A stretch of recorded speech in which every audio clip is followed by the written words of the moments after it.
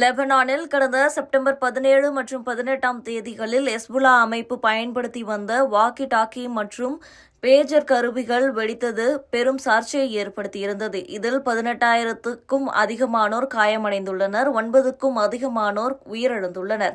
இந்த பதற்றமே தணியாத நிலையில் தற்போது சோலார் சிஸ்டமும் வெடித்து சிதறியுள்ளது. சோலார் சிஸ்டம் மட்டுமல்லாது லெபனானில் உள்ள ஆம்புலன்ஸ் வாகனங்கள் சிலவற்றிலும் வெடிமருந்து மற்றும் எலக்ட்ரானிக் வெடிபொருட்கள் வைக்கப்பட்டுள்ளதாக தகவல் வெளியாகியுள்ளது. ஏற்கனவே லெபனான் அரசு எலக்ட்ரானிக் பொருட்களை பயன்படுத்த வேண்டாம் என மக்களிடம் அறிவுறுத்தியுள்ள நிலையில் தற்போது இந்த சோலார் சிஸ்டம் மற்றும் ஆம்புலன்ஸில் வைக்கப்பட்டிருந்த வெடிமருந்துகள் மற்றும் வெடிபொருட்கள் மக்களிடையே பதற்றத்தை அதிகரித்துள்ளது. மத்திய கிழக்கில் பதற்றமான சூழலே பல மாதங்களாக நிலவி வருகிறது. ஏற்கனவே இஸ்ரேல் ஹமாஸ் போர் தொடரும் நிலையில் சமீபத்தில் லெபனான் நாட்டில் அடுத்தடுத்து இரட்டை தாக்குதல் நடந்துள்ளது. இது சர்வதேச அளவில் மிகப்பெரிய பேசுபொருளாக மாறியுள்ளது. லெபனான் நாட்டில் அடுத்தடுத்து இரட்டை தாக்குதல் நடந்துள்ளது. இதில் இரண்டிற்கும் ஒரு ஒற்றுமை இருக்கிறது. முதல் தாக்குதல் பேஜர் சாதனத்தை கொண்டு நடந்த நிலையில் அடுத்து வாக்கி டாக்கிகள் வெடித்து சிதறியதால் ஏற்பட்டுள்ளது. இரண்டுமே இப்படி தகவல் தொடர்பு சாதனங்களால் நடந்துள்ள நிலையில் இதற்கு இஸ்ரேலின் தொடர்பு இருக்கலாம் என கூறப்படுகிறது. அடுத்தடுத்து நடந்த இந்த பெரிய தாக்குதல்கள் ஈரான் ஆதரவு கொண்டு இஸ்ரேலில் இயங்கும் ஹெஸ்புல்லா அமைப்பின் டாப் ரேங்க் அதிகாரிகளையே கூட அச்சப்பட செய்துள்ளதாம். செப்டம்பர் 18ஆம் தேதி ஹெஸ்புல்லா அமைப்பினர் வலுவாக உள்ள லெபனானின் தெற்கிலும் அந்நாட்டின் தலைநகரான பெய்ரூட்டிலும் அடுத்தடுத்து வாக்கி டாக்கிகள் வெடித்து சிதறின. ஹெஸ்புல்லா அமைப்பினர் பயன்படுத்திய வாக்கி டாக்கிகளை வெடித்து சிதறியதாக கூறப்படுகிறது. இதில் 14 பேர் கொல்லப்பட்டனர். மேலும் 300க்கும் மேற்பட்டோர் காயமடைந்துள்ளனர். அதற்கு முன்னதாக கடந்த செவ்வாய்க்கிழமை அதாவது செப்டம்பர் 17ஆம் தேதி லெபனான் முழுவதும் பல ஆயிரம் பேஜர்கள் வெடித்து ஏற்பட்ட விபத்தில் 2 குழந்தைகள் உட்பட 12 பேர் உயிரிழந்துள்ளது குறிப்பிடத்தக்கது.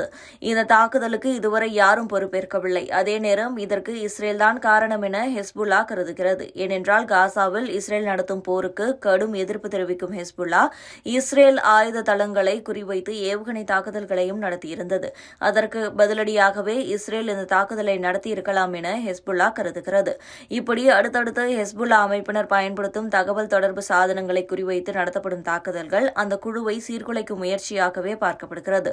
ஹெஸ்புல்லா சற்றும் எதிர்பாராத வழிகளிலும் தாக்குதல் நடத்த முடியும் என்பதையே இது காட்டுவதாக இருக்கிறது. இது தொடர்பாக ஒரு மூத்த லெபனான் பாதுகாப்பு அதிகாரி, இது இஸ்ரேலின் உளவு நிறுவனமான மொசாட்டின் செயல் என்று நினைக்கிறோம். அவர்கள் பல மாதங்களுக்கு முன்பே ஹெஸ்புல்லா அமைப்பினர் வாங்கும் பேஜர்கள் மற்றும் வாக்கி டாக்கிகளில் வெடிபொருட்களை வைத்திருக்கிறார்கள். தாய்வானிலிருந்து வாங்கிய 5000 பேஜர்கள் ஒவ்வொன்றிலும் 3 கிராம் வெடிபொருட்கள் மறைத்து வைக்கப்பட்டுள்ளது. பல மாதங்களாக அதை ஹெஸ்புல்லா அமைப்பினரால் கண்டுபிடிக்க முடியவில்லை. அதுதான் இப்போது வெடித்து சிதறியுள்ளது என்று கூறியுள்ளார். கடந்த புதன்கிழமை வெடித்து சிதறிய வாக்கி டாக்கிகள் 5 மாதங்களுக்கு முன்பு வாங்கப்பட்டதாகும். பேஜர்கள் வாங்கப்பட்ட அதே காலகட்டத்தில்தான் இந்த வாக்கி டாக்கிகளையும் வாங்கியுள்ளனர். அதுவும் இப்போது வெடித்து சிதறியிருக்கிறது. இது தொடர்பாக ஐநா பொதுச் செயலாளர் ஆண்டோனியோ குட்ரேஸும் கருத்து கூறியுள்ளார். அதாவது பொதுமக்கள் பயன்படுத்தும் பொருட்களை ஆயுதமாக்கக்கூடாது. இந்த விவகாரத்தில் அனைத்து நாடுகளும் கவனமாக இருக்க வேண்டும்.